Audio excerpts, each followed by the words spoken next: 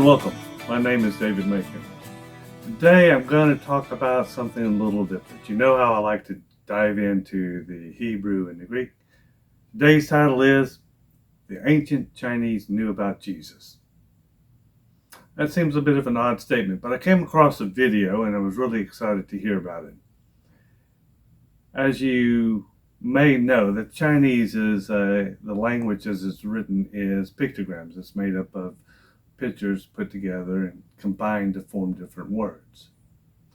Now, the language Chinese, the Chinese language, goes back 2500 BC. That's 2,500 years before the birth of Jesus.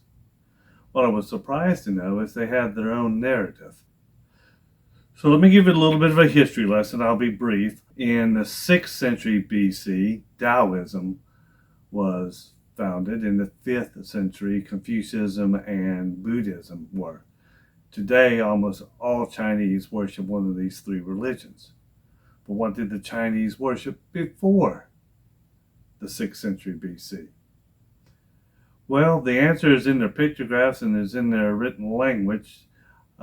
Chinese historians have, in 125 BC, deciphered and wrote down a very interesting prayer, and it was to Shang, the God of gods. As it is written, when you write his name, it actually indicates that he's the God above gods.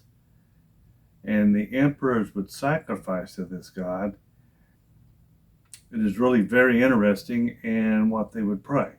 Let me read it to you.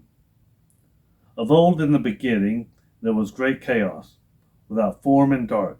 The 5 elements, planets, had not begun to revolve, nor the sun and moon to shine.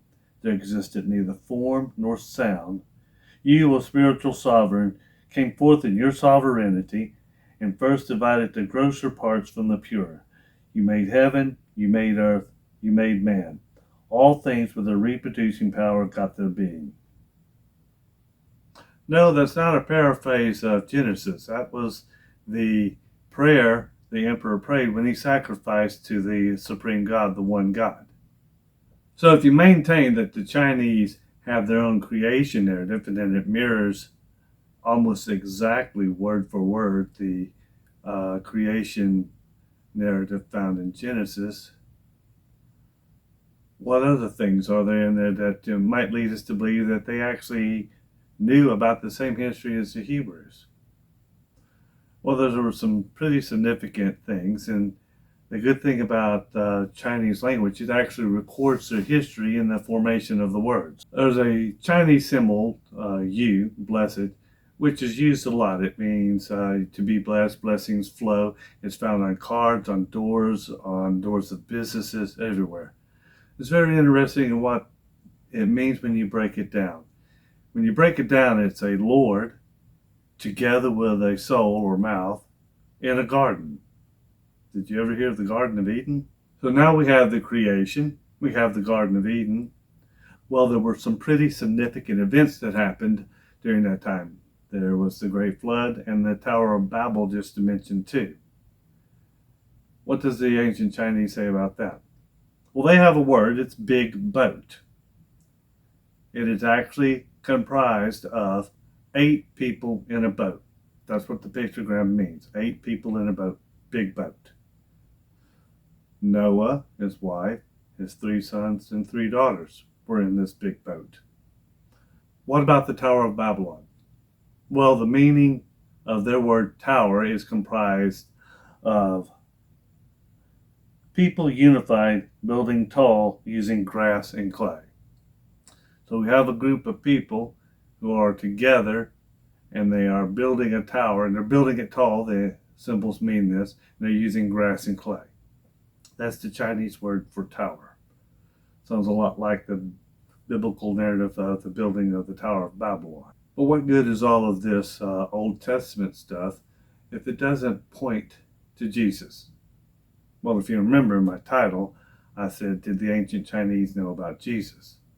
So let's look at their word for righteousness. Pretty significant.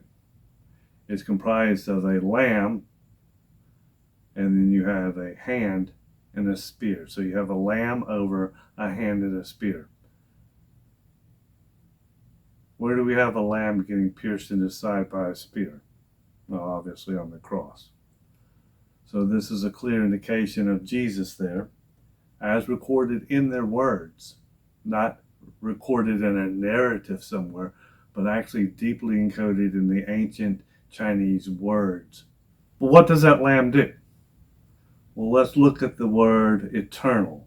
The Chinese word eternal is comprised of a lamb, and then underneath the lamb are three wavy lines coming out, so flowing out from the lamb. So what would be flowing out from lamb? Obviously the blood, and it's granting eternal life. My takeaway from this is that our God, the God I worship and you worship, if you're listening to this most likely, is not limited to one narrative, to one people. He's the God over everyone. So why would we be surprised that we have wise men from the East coming to seek Jesus when they knew about him 2,500 years before his birth? Thank you and blessings.